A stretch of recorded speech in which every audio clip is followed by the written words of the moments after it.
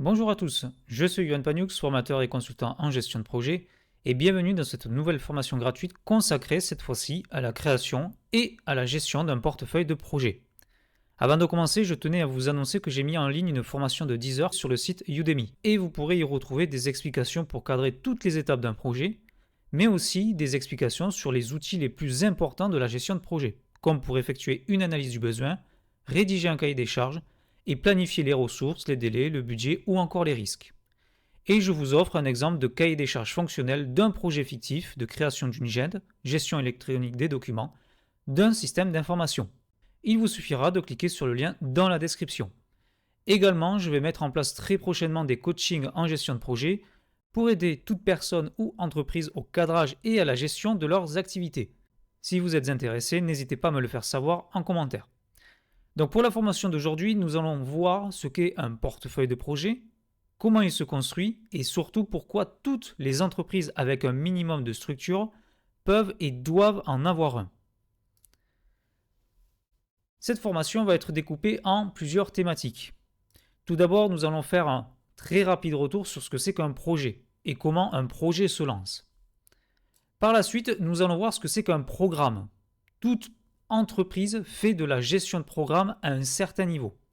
Donc nous allons voir ce que c'est qu'un programme, qu'est-ce que contient un programme, quelle est la différence entre un programme et un projet, et les différents acteurs. Et enfin, nous pourrons passer sur la création et la gestion du portefeuille de projet. Nous allons voir son contenu, comment il se crée et comment il se pilote. Tout d'abord, quelques petits rappels, très succincts. Qu'est-ce que c'est qu'un projet? Vous allez trouver différentes significations, différentes définitions sur Internet, mais j'ai ma propre définition de ce que c'est qu'un projet. Un projet, c'est partir d'un point A, un problème ou un besoin, pour arriver à un point B, la solution au problème ou la satisfaction au besoin. Évidemment, ça passera par la création d'un produit, mais aussi la gestion de différents paramètres. Tout d'abord la qualité, avec des objectifs à atteindre et une limite au projet, c'est ce qu'on appelle le périmètre. Nous allons définir ce que nous devons faire et ce que nous ne devons pas faire, mais également tous les objectifs et les résultats que nous souhaitons obtenir, au travers du produit que nous allons livrer, mais aussi sur deux autres paramètres, à savoir la gestion du délai, donc le temps de livraison du projet, en combien de temps nous devons l'effectuer, mais aussi la gestion du coût, à la fois du budget, mais aussi tous les coûts que vont engendrer la gestion du matériel ou la gestion des hommes et des femmes évidemment. Ces trois paramètres constituent ce qu'on appelle le triangle d'or de la gestion de projet. Ces trois paramètres vont donc nous permettre au mieux la gestion de notre projet. Tout projet va impliquer une approche projet spécifique et adaptée, évidemment pour pouvoir bien le gérer.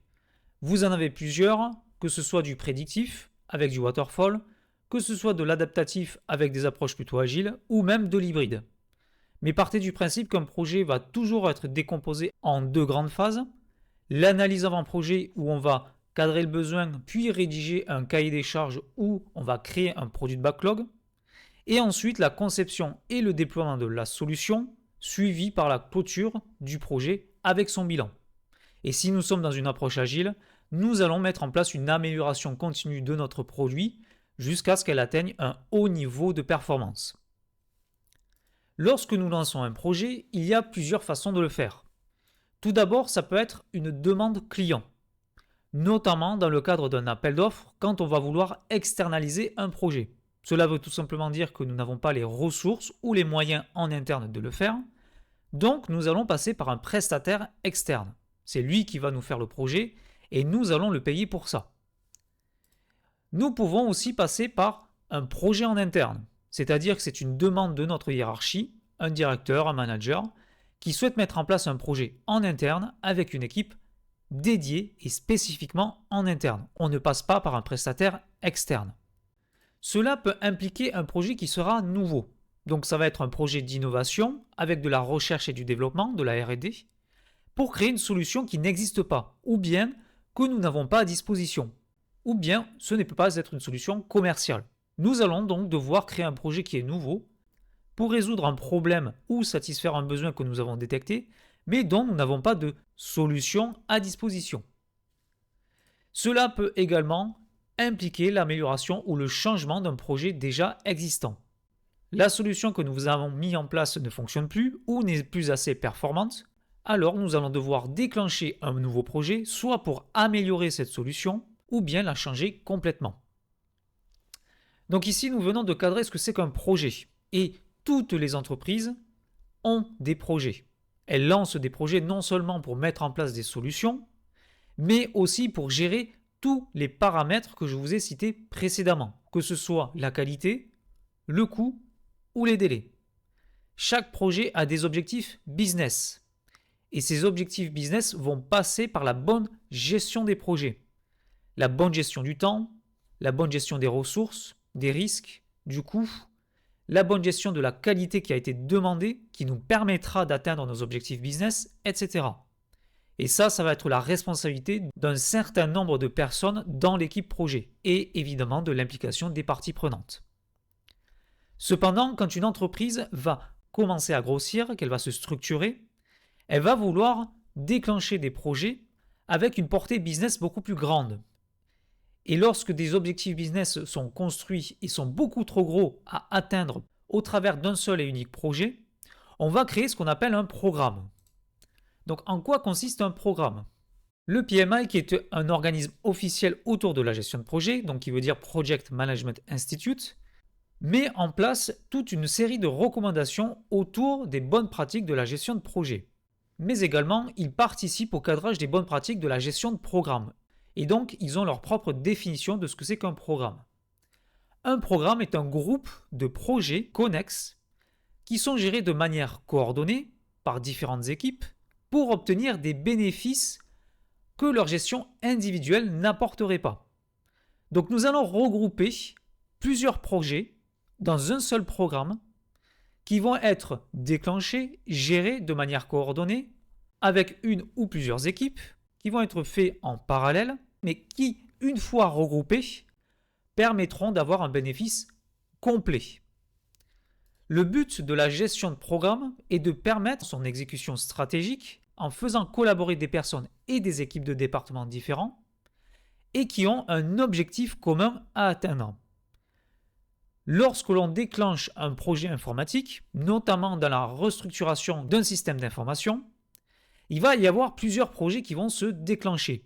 Des projets d'infrastructure, des projets réseau, des projets sécurité, des projets logiciels, et tous ces projets vont être regroupés dans un programme. La refonte du système d'information va nous permettre d'avoir un bénéfice qui est complet, qui est total, qui sera un service fourni par le nouveau système d'information, qui nous permettra d'être plus productifs, d'absorber un grand nombre de commandes de nos clients, d'avoir des systèmes de sécurisation poussés, une meilleure gestion de la documentation, une meilleure gestion de la sauvegarde de nos documents, etc. Tout cela ne sera possible que grâce au programme que nous aurons mis en place. Les projets d'un programme, donc, peuvent être distincts. Ils seront confiés à des équipes qui seront différentes et peuvent ne pas être gérés par un seul et unique chef de projet. C'est-à-dire qu'il va y avoir plusieurs chefs de projet qui vont devoir travailler ensemble, qui vont devoir se coordonner pour ensuite gérer leur propre projet. Donc comment est décomposé un programme ? Tout d'abord, nous allons voir ça de façon macro. Quand un programme se crée, nous allons avoir différentes configurations. De manière générale, on va pouvoir retrouver ce qu'on appelle un gros projet. Un gros projet, ça va être un projet qui est complexe et qui sera constitué de plusieurs livrables qui devront être gérés de manière isolée et très régulièrement en parallèle. Ensuite, nous allons pouvoir avoir un projet numéro 2. Celui-là peut être beaucoup plus simple à gérer avec un seul livrable à faire qui prendra très peu de temps à être mis en place et qui n'aura pas cette complexité d'un gros projet. Et ensuite, nous allons pouvoir avoir un sous-programme qui, lui, aura ses propres sous-projets, qui peuvent être des gros projets ou des projets beaucoup plus simples à gérer. Pour vous aider à mieux comprendre, voici l'exemple d'un programme. Imaginons que nous avons un objectif qui est complet, qui sera la construction d'une ville. En fait, la construction d'une ville, c'est ce qu'on appelle un portefeuille de projets. Dans la construction d'une ville, nous allons déclencher toute une série de projets, mais aussi de programmes. Le premier programme que nous allons trouver, ça serait un programme d'éducation. Ce programme d'éducation dans la construction d'une ville va déclencher des projets de construction d'écoles primaires, de collèges, mais aussi de lycées. Ces projets de construire des écoles primaires, des collèges et des lycées vont rentrer dans le cadre d'un programme d'éducation. Évidemment, on aurait pu imaginer d'autres types de projets. Ensuite, nous allons avoir un programme orienté sur les habitations. Nous allons pouvoir ainsi avoir un projet sur les logements, type appartement, mais aussi sur les projets de construction de maisons. Donc ici, on aura deux projets qui seront différents, qui auront un objectif qui seront différents, mais qui seront regroupés dans un seul et unique service, qui sera la gestion des habitations de la construction d'une ville. Ensuite, nous allons pouvoir imaginer le programme autour des services. Les services vont amener un projet autour des commerces. Donc nous allons imaginer les différents commerces qui vont être implantés dans la construction de notre ville. Mais nous allons pouvoir mettre en place un sous-programme de santé. La santé aura ses propres projets avec la création de centres hospitaliers et la création de laboratoires par exemple. Et enfin, nous pouvons imaginer un autre programme avec ses propres projets qui seront orientés sur les loisirs. Et en fait, les loisirs seront un sous-programme avec la construction de projets de centres sportifs, mais aussi de parcs pour enfants. Et enfin, nous pouvons imaginer un dernier projet autour des espaces verts. Donc là, vous voyez en fait la construction d'un portefeuille de projets. Ici, nous pouvons identifier tous nos programmes qui seront l'éducation, l'habitation, les services et la vie quotidienne. Nous pouvons identifier à la fois nos projets attribués à nos programmes, mais également les sous-programmes qui auront leurs propres sous-projets. Donc quand vous allez entendre parler par exemple de programmes militaires, eh bien en fait ce sont des programmes autour de différents projets qui vont permettre la réalisation de ce programme militaire et qui permettront à la fin d'obtenir des bénéfices qui seront beaucoup plus grands que si on avait géré les projets de manière individuelle. Mais souvenez-vous, tout à l'heure je vous ai expliqué que un portefeuille de projets était constitué de programmes, eux-mêmes constitués de projets, mais également nous avons la possibilité d'avoir des gros projets avec différents livrables. On serait tenté de penser que un gros projet avec différents livrables pourrait être un programme. Cependant, il existe une différence fondamentale. Donc prenons l'exemple d'un portefeuille de projets constitué de différents programmes et d'un gros projet. Quelle serait la différence concrète entre ces programmes et ce gros projet? Donc tout d'abord, imaginons que pour une raison quelconque, nous décidions d'annuler le programme numéro A. Le programme numéro A, lui, est constitué d'un projet A.1 et A.2. Si nous annulons le programme A, cela ne veut pas forcément dire que nous allons annuler le projet A.1 et A.2. Nous pouvons très bien les prendre de manière isolée, de les gérer de manière isolée et d'essayer toujours d'en retirer un bénéfice. Le programme n'est qu'un objectif concret et spécifique à atteindre au travers des différents projets. S'il est annulé, nous pouvons très bien continuer les projets qui étaient associés. La différence est que nous allons obtenir un bénéfice qui sera réduit, qui sera dépendant de chacun des projets que nous allons gérer. Dans un second cas, nous avons un programme B qui est lui-même constitué de différents projets. Imaginons que dans ce programme, nous décidions d'annuler un des projets. Eh bien, cela ne veut pas forcément dire que nous allons annuler le programme et le reste des projets. Les projets d'un programme sont à la fois interconnectés, mais ils restent quand même indépendants. Ils ont leurs objectifs qui sont précis et qui rentrent dans le cadre d'un programme. Mais ce n'est pas parce que nous allons annuler un des projets du programme que cela veut forcément dire que le programme en lui-même va être annulé. Évidemment, ça dépendra du contexte. Peut-être qu'un des projets du programme sera sensible et que s'il est annulé, il faudra annuler le programme. Mais ce n'est pas forcément le cas. Et la différence qui va se poser avec un gros projet. Un gros projet, lui, est constitué de livrables. Ces livrables sont extrêmement importants pour la réussite du gros projet. Ce qui veut dire que si nous annulons un des livrables, eh bien cela veut dire que nous allons devoir annuler notre gros projet. Un livrable est extrêmement important pour la réussite d'un gros projet. La différence se trouve ici. Si nous annulons un livrable, nous annulons notre projet. Un programme, lui, est constitué de projets qui seront différents, qui auront des objectifs différents, mais qui, quand seront regroupés, permettront d'obtenir les bénéfices d'un programme qui sera défini au préalable. Mais tout programme est identifié avec un cycle de vie spécifique, comme un projet classique. Lorsqu'on lance un programme, comme je viens de le dire, on va tout d'abord définir les objectifs qu'on souhaite atteindre. Donc on va définir le programme en lui-même. Ensuite, on va planifier le programme, ce qui veut dire qu'on va planifier l'ensemble des projets attribués au programme. On va planifier le temps, les ressources, le budget, les personnes qui vont y travailler, on va désigner les chefs de projet, etc. Et on va faire en sorte de les aligner, de les synchroniser. Et ça, c'est ce qui va se passer lors de l'exécution des différents projets et de leur livraison.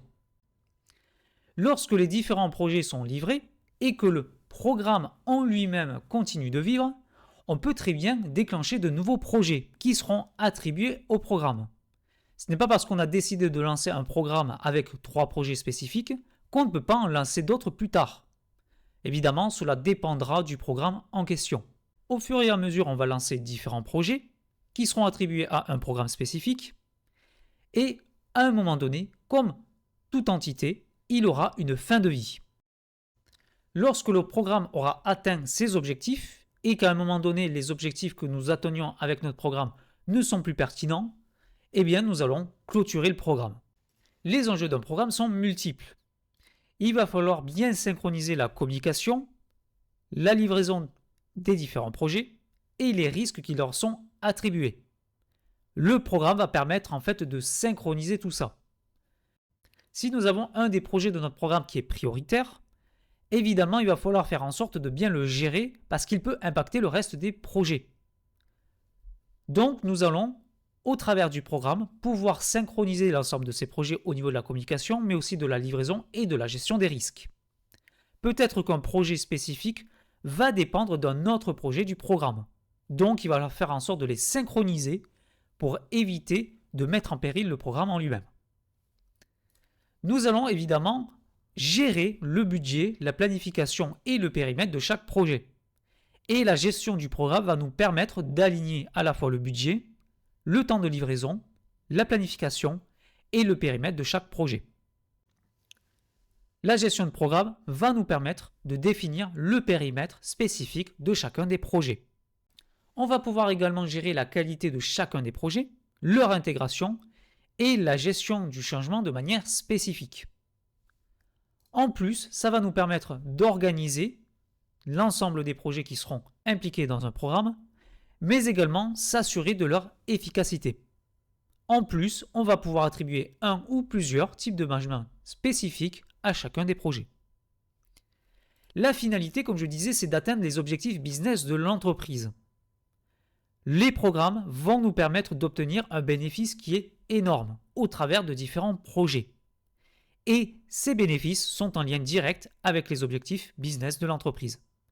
Ça va nous permettre d'obtenir plus de valeur avec l'ensemble des projets qui seront synchronisés dans le programme que s'ils avaient été gérés de manière séparée. Un programme va faire intervenir différents acteurs.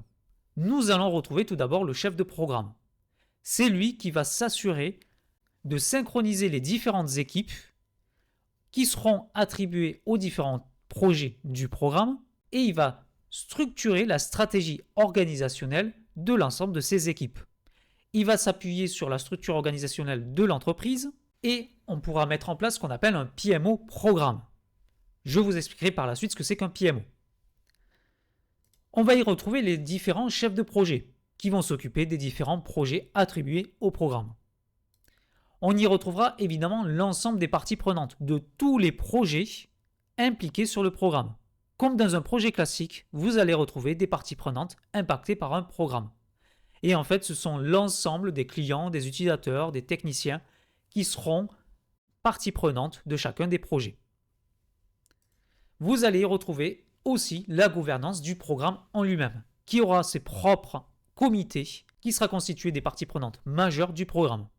On y retrouvera la gouvernance qui va piloter le chef de programme et qui va l'aider sur la partie stratégie et organisation. Donc quand on crée un projet, il y a différents comités qui vont se créer. On va y trouver le comité de pilotage, le comité projet, le comité d'exécution, voire même le comité de direction. Eh bien, ces comités peuvent être impliqués sur un programme. Donc comme je vous ai expliqué, quand une entreprise va commencer à se structurer, elle va déclencher à la fois des programmes et elle va se constituer un portefeuille de projets. Et quand on va créer un portefeuille de projets, l'un des objectifs, ça va être de créer ce qu'on appelle une structure organisationnelle. Afin d'organiser l'ensemble des projets d'une organisation, on va faire en sorte que les équipes soient sur la même longueur d'onde, qu'elles soient synchronisées. Et bien l'un des moyens les plus populaires, c'est de créer cet alignement au travers d'une structure organisationnelle et d'ensuite d'élaborer une charte stratégique. Cette charte stratégique va décrire exactement les objectifs de l'entreprise et la manière dont les membres de l'équipe de la structure organisationnelle doivent les hiérarchiser. La structure organisationnelle, c'est la direction de l'entreprise. C'est elle, en fait, qui va piloter l'ensemble du portefeuille de projet. Vous avez différentes structures qui existent. Vous avez la structure hiérarchique, quelque chose de très classique, avec une division par service. Vous allez avoir différents niveaux de direction, la DRH, la DSI par exemple, qui vont ensuite piloter les différentes équipes. Ces différentes équipes auront différents programmes ou différents projets à gérer.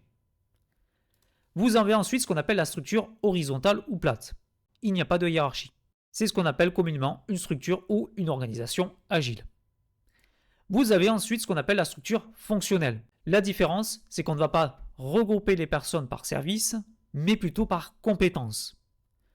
Toute personne a des compétences. On va pouvoir les regrouper dans des structures spécifiques pour ensuite déclencher des programmes ou des projets qui seront attribués en fonction des compétences des personnes. Vous avez ensuite ce qu'on appelle la structure divisionnelle. Là, on va diviser les équipes par objectif précis, soit par un marché spécifique, soit par un produit spécifique qu'on souhaite vendre, voire même par région ou par pays de manière spécifique. Par exemple, Apple a une structure divisionnelle.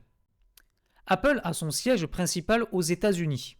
Cependant, Apple est implanté dans différents pays. Il y a un siège dans les différents pays, par exemple de l'Union européenne, et donc on appelle ça une structure divisionnelle. Pourquoi ? Parce que chaque siège implanté dans un pays spécifique aura sa propre façon de fonctionner. On ne gère pas la communication dans un pays comme la France comme on le gère aux États-Unis. Donc on met en place une structure divisionnelle avec des sièges qui auront par exemple un pays ou un produit spécifique à gérer et qui auront leur propre façon de fonctionner. Vous avez ensuite ce qu'on appelle la structure matricielle. En fait, c'est la combinaison du fonctionnel et du divisionnel. On peut très bien avoir un siège dans un pays spécifique avec un regroupement par compétences. Vous avez également ce qu'on appelle la structure en réseau. Une entreprise a tout à fait le choix d'externaliser la gestion de ses différents programmes ou projets. Et donc, elle va travailler avec des partenaires externes comme des sous-traitants ou des freelances. Elle n'aura pas d'équipe en interne et ce qu'elle fera, c'est qu'elle organisera un réseau de partenaires qui seront des sous-traitants ou des freelances. Elle ne fonctionnera que par appel d'offres. Ces différentes structures, quand elles seront constituées, vont décider des objectifs de l'entreprise et elles vont constituer le ou les portefeuilles de projets. Car il est tout à fait possible de créer plusieurs portefeuilles de projets en fonction de la structure organisationnelle qui a été créée. On peut très bien imaginer un portefeuille de projet uniquement dédié à l'informatique, comme on peut imaginer un portefeuille de projet uniquement dédié aux compétences RH ou aux projets RH. Lorsque la structure organisationnelle va construire le portefeuille de projet, elle va suivre des étapes spécifiques. Tout d'abord, il faut bien comprendre quand une entreprise se crée, qu'elle va se créer étape par étape. Elle ne va pas créer une structure organisationnelle immédiatement. Normalement, on va créer une start-up, une petite entreprise, avec un nombre limité de personnes. On va déclencher un ou plusieurs projets qui vont nous permettre d'obtenir certains bénéfices et nous ouvrir à de nouvelles opportunités. Ces opportunités vont nous permettre de créer le portefeuille de projets qui vont nous permettre ensuite de lancer un ou plusieurs programmes avec un ou plusieurs projets. C'est à ce moment-là qu'on va décider de notre structure organisationnelle. Est-ce qu'on fonctionne de manière hiérarchique? Est-ce qu'on met en place une structure fonctionnelle, divisionnelle, matricielle? Peu importe. Les structures que je vous ai données précédemment sont des structures communément appliquées. Mais il en existe d'autres. C'est à elle de décider la façon dont elle va fonctionner. Ainsi, elle va pouvoir créer ensuite son portefeuille de projets et donc l'organisation générale de l'ensemble des projets. Ça va lui permettre d'identifier les programmes qu'elle pourra créer et donc les projets qui leur seront attribués et donc l'organisation spécifique de chaque projet. Donc il faut bien comprendre que l'ensemble des projets et des programmes vont constituer le portefeuille de projet. Ils vont être regroupés afin de faciliter leur gestion et d'atteindre les objectifs stratégiques que la structure organisationnelle aura décidé. Dedans, on va y rassembler les projets et les programmes qui n'ont pas forcément de rapport entre eux, mais qui auront tous des objectifs business spécifiques. Le portefeuille va être géré par les dirigeants de l'entreprise et par ce qu'on appelle un PMO, un Project Management Office. Ces entités vont faciliter la priorisation des projets qui vont être ensuite lancés. Et elle va maintenir l'alignement de la stratégie et des objectifs que l'entreprise souhaite atteindre. C'est elle qui va vérifier, qui va contrôler si les différents projets et les différents programmes sont gérés de manière efficace et qu'ils sont toujours en alignement avec les objectifs business de l'entreprise. C'est pour cela qu'on crée un bureau PMO. Le PMO, qui veut dire Project Management Office, est en fait un département qui va diriger et faciliter le travail des nombreuses autres équipes et des nombreux autres départements. C'est lui qui va normaliser et optimiser les bonnes pratiques de gestion de projet de chacune des équipes, afin de livrer de manière la plus efficace possible les différents projets qui seront peut-être attribués à différents programmes. Vous avez des PMO qui sont en interne, qui sont en fait rattachés directement à l'entreprise et aux dirigeants, et qui vont normaliser les différentes bonnes pratiques de gestion de projet. Ils vont soutenir les différentes équipes dans la réussite de leur projet, et ils vont vérifier que les process sont bien utilisés, évidemment dans un objectif de qualité, pas forcément de contrôle.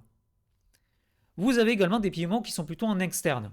Eux, ils vont analyser les processus qui sont mis en place par l'entreprise et ils vont proposer des recommandations de bonnes pratiques qui seront adaptées et optimisées à l'entreprise. Donc quand on va construire un portefeuille de projet, tout d'abord, on va définir la stratégie et les objectifs à atteindre par l'entreprise. Ensuite, on va mettre en place les différents acteurs. Et ces acteurs vont créer le PMO portefeuille. L'entreprise, les dirigeants et le PMO vont décider ensuite des critères d'évaluation des projets pour les prioriser et ensuite les lancer. Ils vont se baser sur la faisabilité et le choix des meilleurs projets qui vont permettre d'obtenir le maximum de valeur possible. Et ensuite, elle va lancer les différents projets. La structure organisationnelle, composée des dirigeants de l'entreprise et du PMO, vont gérer et suivre le portefeuille à mesure que les équipes exécutent les différents projets qui sont très régulièrement attribués à un programme. Donc comment est structuré un portefeuille de projet? Un petit peu comme je vous l'avais montré tout à l'heure, la structure organisationnelle va créer donc son portefeuille de projet. Le portefeuille de projet peut être composé d'un programme A avec ses différents projets qui lui seront attribués, d'un projet A qui lui sera indépendant et isolé, d'un programme B qui aura lui-même ses projets B1 et B2, mais également son sous-programme qui aura lui-même ses sous-projets. Et enfin, il peut être constitué d'un gros projet avec un livrable final spécifique qui aura lui-même ses sous-livrables. Et souvenez-vous, si l'un des livrables ne peut pas être effectué, le gros projet aura énormément de mal à être réalisé et il faudra l'annuler. Donc comment une entreprise peut gérer son portefeuille de projet? Donc concrètement, ce qu'il faut bien comprendre, c'est que quand une entreprise va se créer, elle va définir l'organisation complète de l'entreprise. Et c'est à ce moment-là que petit à petit, elle va structurer son organisation, qu'on appelle structure organisationnelle. Évidemment, une entreprise va faire ça étape par étape. Elle va avoir une petite structure au lancement de son activité, mais au fur et à mesure que ces projets sont des succès, il va falloir qu'elle se structure de manière beaucoup plus efficace. C'est à ce moment-là que l'entreprise, donc ses fondateurs, va créer l'ensemble des process grâce à son PMO et qu'elle va pouvoir piloter la gestion de son entreprise avec les différents niveaux de direction. C'est à ce moment-là qu'on va créer la DRH, qu'on va créer la DSI, qu'on va créer les différents départements pour la gestion marketing ou par exemple pour la gestion des opérations industrielles, si on est une industrie. Cette structure organisationnelle va sélectionner et lancer les différents projets. Elle va prioriser les ressources. Elle va attribuer les différents budgets, sélectionner des prestataires. Elle va piloter et contrôler que les opérations sont bien effectuées, voire même arbitrer certaines décisions. Et tout cela permet la création et la gestion d'un portefeuille de projets. Ce portefeuille de projets va permettre la gestion globale par la structure organisationnelle. Il va être constitué de programmes, qui aura lui-même ses propres projets, qui aura lui-même son sous-programme avec ses projets attribués. Il y aura dans ce portefeuille de projets des gros projets avec un livrable 1, 2, 3, 4, etc. Ou bien des projets indépendants qui devront être gérés de manière isolée. On peut même mettre en place des PMO programmes et des PMO projets qui vont assister et aider le PMO au niveau du portefeuille au suivi des différents programmes, des différents projets, notamment au travers de l'application des bonnes pratiques décidées par le PMO au niveau portefeuille, mais aussi au reporting des différentes informations en lien avec l'activité des différents projets ou programmes. Cela va donner lieu à la mise en œuvre qui sera gérée par le chef de programme, le chef de projet, le chef de produit, peu importe, et qui devront, eux, gérer les différents programmes et projets, cadrer leur organisation, piloter les différentes opérations, faire la remontée des indicateurs de suivi et gérer les budgets, risques et ressources attribués par la structure organisationnelle. Dans un seul et unique objectif, permettre d'obtenir des bénéfices qui vont bien évidemment bénéficier à l'entreprise en elle-même. Donc avec ce schéma-là, vous voyez en fait que l'ensemble d'une entreprise va devoir mettre en place une gouvernance qui sera globale. Cette gouvernance globale sera non seulement décidée par la structure organisationnelle, qui va permettre la création d'un portefeuille de projet, qui est en lui-même un outil de gouvernance. Et tout cela va impliquer différentes parties prenantes, différents acteurs, qui permettront d'obtenir les bénéfices escomptés par l'entreprise au travers des objectifs business. Donc si vous vous posez la question de savoir pourquoi quand vous êtes sur un projet spécifique et qu'à un moment donné, un budget qui vous a été alloué se voit diminuer, eh bien tout simplement c'est parce que en fait, c'est la structure organisationnelle qui a arbitré certaines décisions. C'est elle qui en fait a une vue complète sur les objectifs de l'entreprise. Et donc c'est elle qui va décider de l'attribution du budget, au travers par exemple d'une direction administrative et financière. Donc, c'est elle qui a une vue complète des informations du portefeuille de projets qui sont tous différents. Gardez bien en tête qu'il n'y a pas que des projets, par exemple, informatiques ou marketing. Et tout cela va passer par la bonne gestion du budget, des risques, des ressources qui seront identifiés et attribués par la structure organisationnelle. C'est pour ça qu'on crée différents comités. C'est pour ça qu'en fait, il y a différents niveaux d'acteurs ou bien de gestionnaires. Pour résumer, le programme, qu'est-ce que c'est? C'est un groupe de projets connexes gérés de manière coordonnée pour obtenir des bénéfices que leur gestion individuelle n'apporterait pas. Ça va demander une exécution coordonnée en faisant collaborer différents groupes de personnes de différents départements qui auront tous un objectif commun. Le portefeuille de projet, lui, est un outil de gouvernance qui va permettre de coordonner le lancement et la bonne gestion des projets et des programmes. Ça va permettre d'atteindre les objectifs voulus par la structure organisationnelle qui sera créée et qui va gérer le portefeuille de projet avec l'appui d'un PMO. L'utilité d'avoir un portefeuille de projet, c'est d'améliorer et d'optimiser la sélection des projets à lancer. Ainsi, on optimise l'utilisation des ressources affectées. On pourra attribuer plus ou moins de ressources en fonction des projets qui sont prioritaires ou pas. Ça permettra d'améliorer le taux de réussite des projets par une gestion globale des ressources et du budget. On va faciliter ainsi la priorisation des projets et l'arbitrage et la prise de décision. On pourra décider si un projet doit être annulé, s'il doit être priorisé, s'il doit avoir plus ou moins de budget ou plus ou moins de ressources. Le portefeuille est créé et géré par la structure organisationnelle qui va décider des objectifs à atteindre par l'entreprise. Du PMO qui va structurer les bonnes pratiques de gestion de projet et qui pourra mettre en place des PMO proxy au niveau du programme et au niveau du projet. Ainsi, ça va permettre d'assurer le suivi des différents projets et programmes. Et également, il sera constitué de chefs de projet et de programmes, évidemment pour l'exécution des différents programmes et projets. Pour résumer, une entreprise doit gérer des programmes qui seront différents projets indépendants et qui permettent d'obtenir plus de valeur ensemble que séparément. De gros projets qui seront constitués de différents livrables interdépendants et obligatoires qui permettent d'atteindre un objectif précis, l'objectif du projet. Et de projets indépendants qui seront des projets uniques qui ne dépendent pas d'un programme. Tout cela constitue le portefeuille de projet. Merci d'avoir suivi cette formation gratuite. N'hésitez pas à vous abonner à la chaîne pour rester informé des différents contenus que je vais vous proposer, d'aller voir la formation sur Udemy et de vous tenir informé quant à la création de mon coaching autour de la gestion de projet. Je vous remercie d'être de plus en plus nombreux à vous abonner à cette chaîne et de repartager ou de liker mes différents contenus. Et je vous dis à très bientôt pour de nouveaux contenus, toujours orientés gestion de projet.